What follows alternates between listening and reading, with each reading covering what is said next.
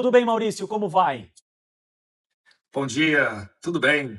Um grande abraço aos amigos da Gazeta e é um prazer sempre estar aqui com vocês.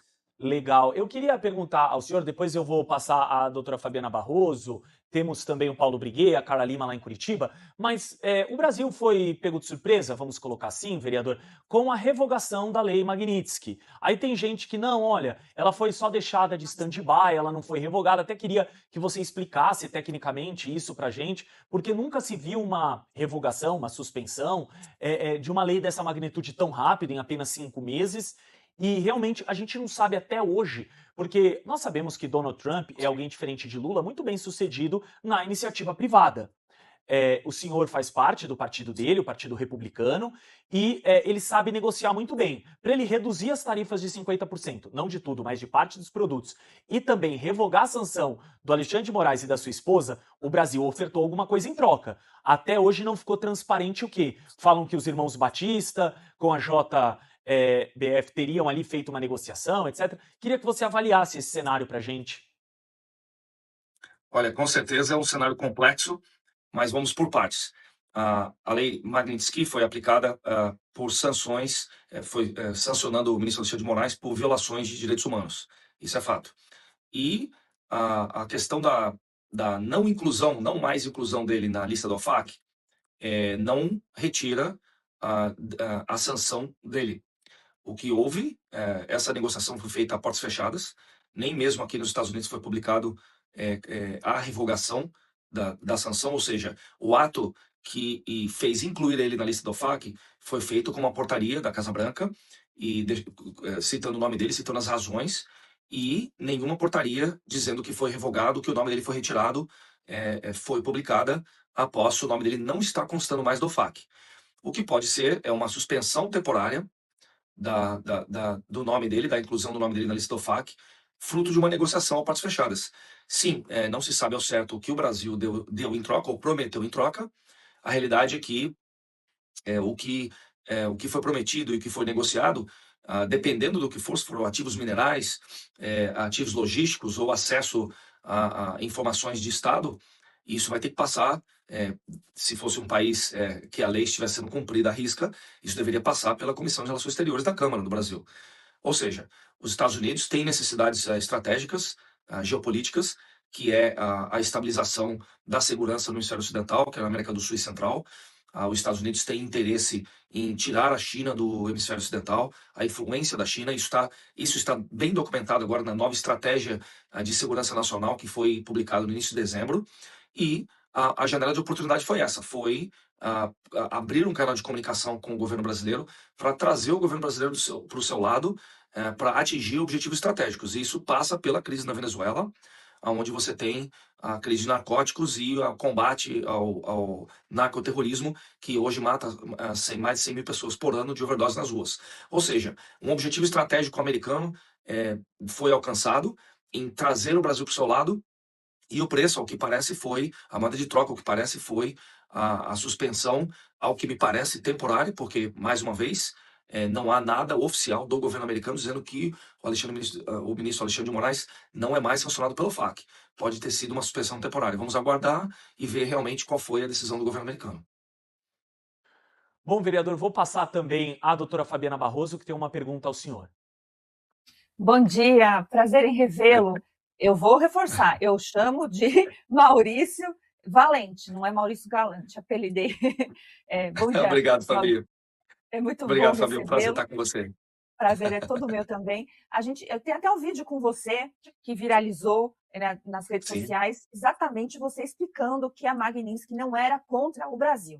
Então agora eu nem retirei, viu? Tá lá porque palavra dada é palavra cumprida.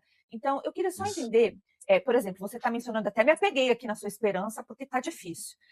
Eu queria que você nos explicasse o seguinte: foi publicado no documento da OFAC, né? Realmente ali teve um documento da revogação das sanções da Lei Magnitsky, me parece que até é a linha quarta, alguma coisa assim, que é por motivos de segurança nacional dos Estados Unidos. Então, realmente, o ministro Alexandre de Moraes, no momento, deixou de ser um violador de direitos humanos pelos Estados Unidos. Isso é um fato.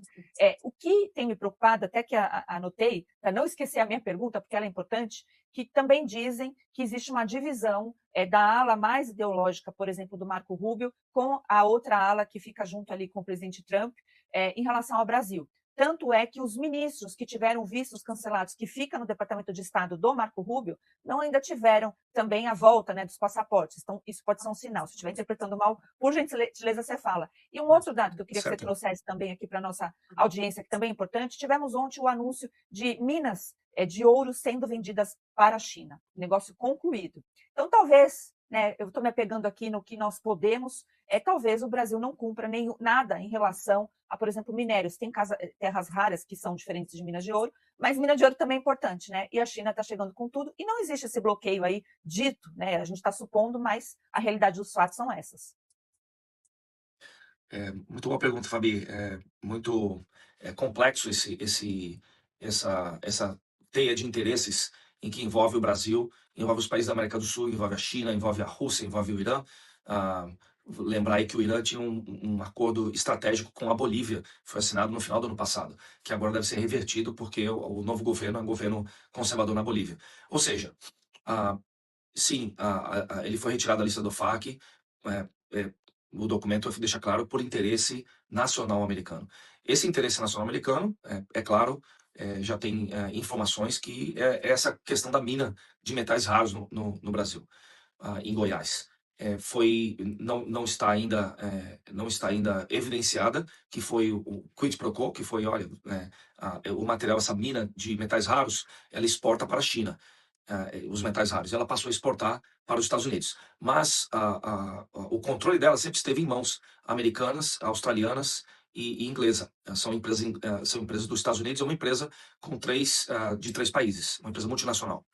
O fato é que a China controla 90% dos metais raros, do refino de metais raros do mundo.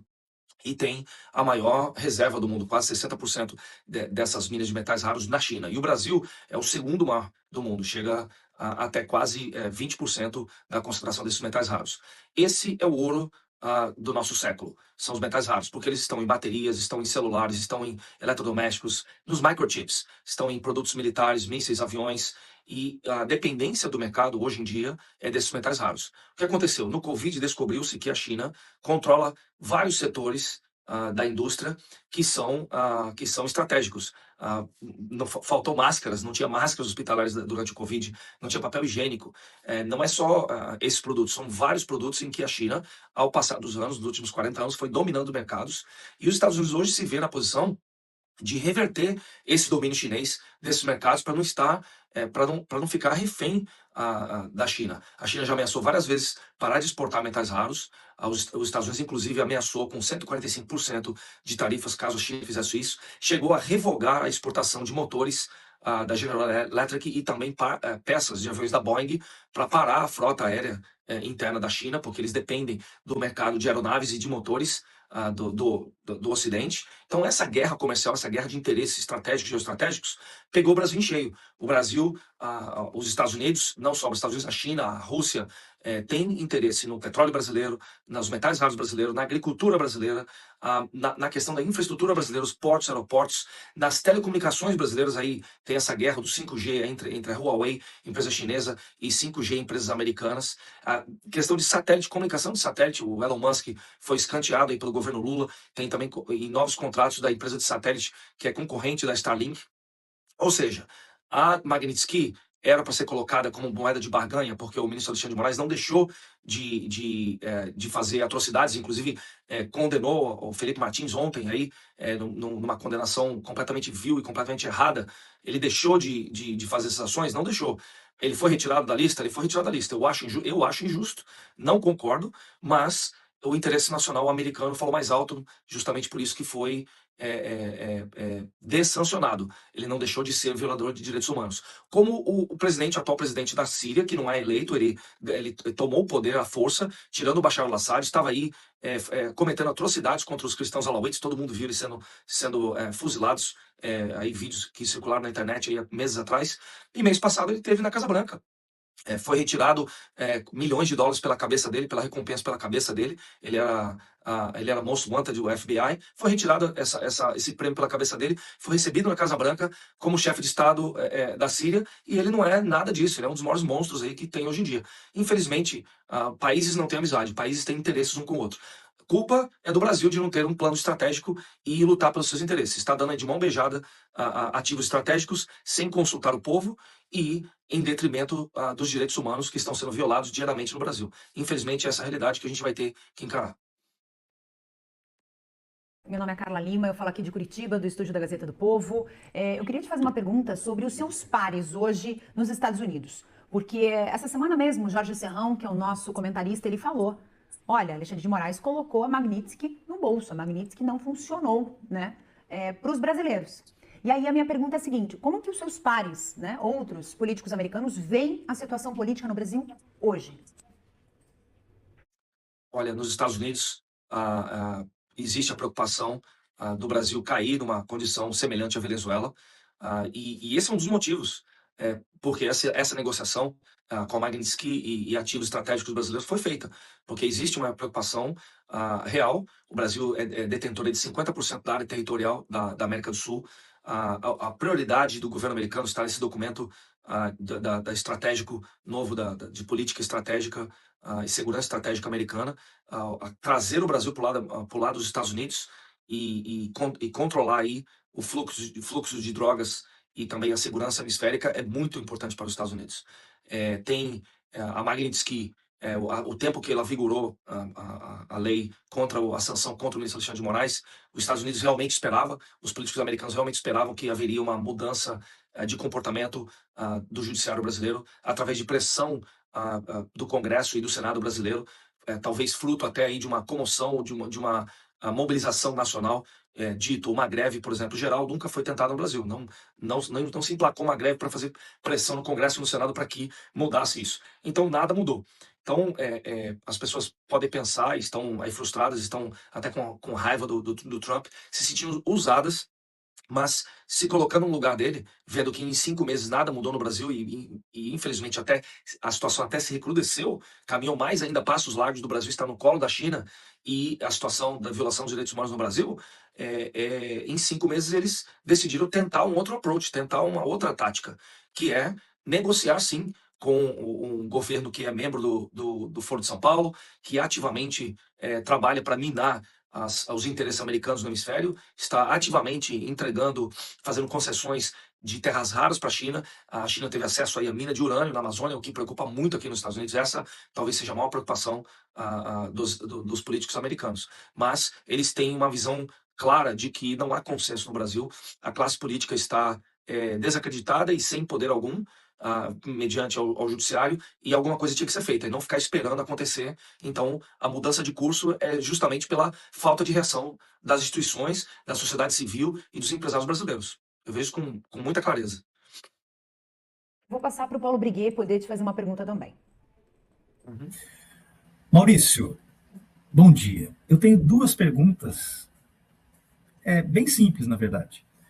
Primeiro, eu queria saber se as pessoas que hoje, os brasileiros que hoje estão exilados nos Estados Unidos, como, por exemplo, o Alan dos Santos, a doutora Ludmila Lins Grilo, agora o deputado Alexandre Ramagem, se essas pessoas correm algum tipo de risco de extradição aí diante desses novos acontecimentos.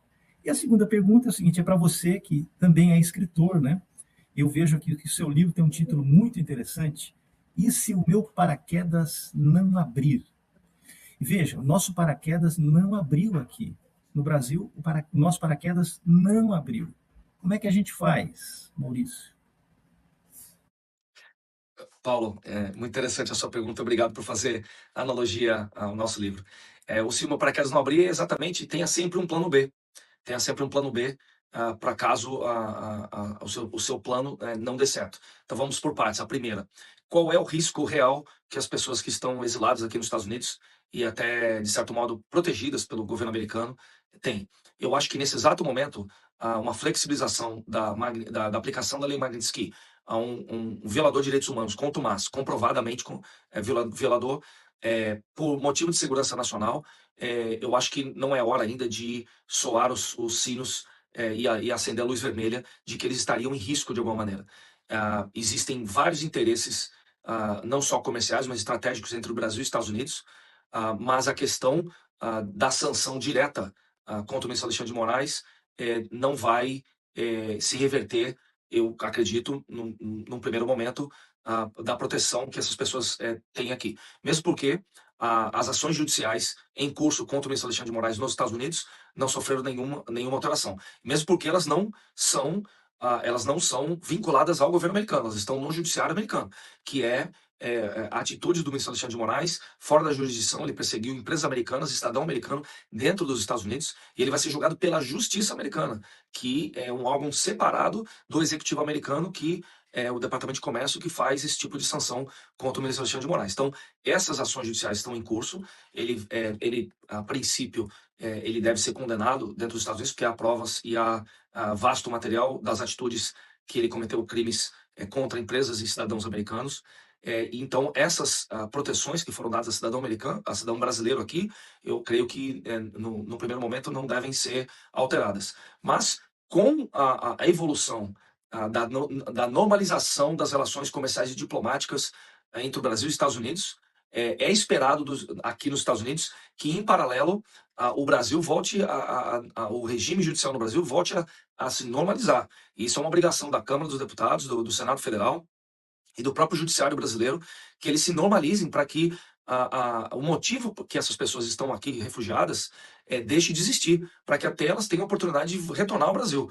Porque como está o Brasil ir para um pleito eleitoral em 2026, com o judiciário basicamente amordaçando o Congresso Nacional, e isso vai interferir no julgamento se há ou não eleições limpas e seguras no Brasil em 2026. Cabe lembrar isso, que os observadores internacionais vão estar presentes no Brasil na próxima eleição, os Estados Unidos vai estar de olho, os países da Organização dos Estados Americanos, da OEA, vão estar de olho, e os Estados Unidos não necessariamente têm que reconhecer o pleito eleitoral se o judiciário continuar marchando firme em assolapar e em basicamente fechar os trabalhos, bloquear e fechar os trabalhos do Congresso. Então, eu não vejo uma relação direta entre a suspensão, flexibilização, o inglês veio primeiro, né, antes do português, da Magnitsky e a proteção dessas pessoas aqui. E isso é meu paraquedas no abrir, o plano B do Brasil. É o que eu falo, o Brasil não tem um plano estratégico de longo prazo em encarar essas relações estratégicas, essas negociações diplomáticas com países, não só com os Estados Unidos, mas com a Europa, com a China mesmo, com a própria Rússia. Então, infelizmente, quem está de plantão, o governador de plantão, o presidente de plantão no Brasil, faz o que bem quiser com ativos minerais, ativos estratégicos do Brasil, que não deveriam estar sendo colocados na mesa para negociar com nações que nem sempre têm o Brasil como interesse, com os melhores dos interesses. A China, é bem conhecido que a China ela coloniza para dominar o mercado e para subjugar comercialmente os países em que ela tem relações comerciais. Já os Estados Unidos faz de maneira diferente. A Europa também faz de maneira diferente. Mas eu acho que muito do que está acontecendo, e infelizmente as consequências da falta de soberania do Congresso Nacional e do Senado Federal, é culpa do próprio sistema político brasileiro, culpa do próprio povo brasileiro, da sociedade e dos industriais brasileiros que não conseguiram fazer um consenso para que haja pressão social em cima do Congresso para que eles fizessem o que deveriam ser feito, que era impeachment, retirar o ministro Alexandre de Moraes de lá, anular esses processos aí de perseguição política dos condenados do 8 de janeiro, para que as relações Brasil e Estados Unidos se normalizassem por outras vias, por vias internas políticas do Brasil. Mas já que isso não aconteceu, os Estados Unidos têm que atuar de maneira que hoje, infelizmente, o brasileiro está sofrendo as consequências.